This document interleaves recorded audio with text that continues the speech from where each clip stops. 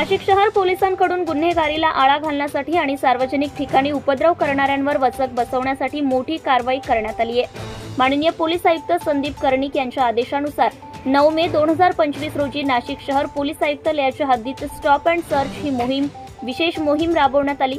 या मोहिमेअंतर्गत शहरातील सर्व पोलीस ठाण्यांची त्यांच्या हद्दीत संशयित वाहनांची तपासणी केली, तसेच सार्वजनिक ठिकाणी टवाळखोरी करणाऱ्यांवर लक्ष ठेवून थेट कारवाई केली।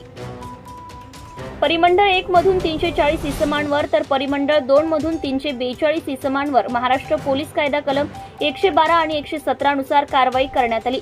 एकूण 682 उपद्रवी इसमांविरुद्ध कारवाई करत पोलिसांनी शहरात कायदा आणि सुव्यवस्थेचा ठाम इशारा दिला आहे।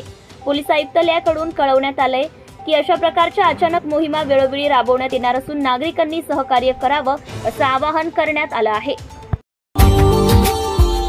Subscribe now and press the bell icon. Never miss an update.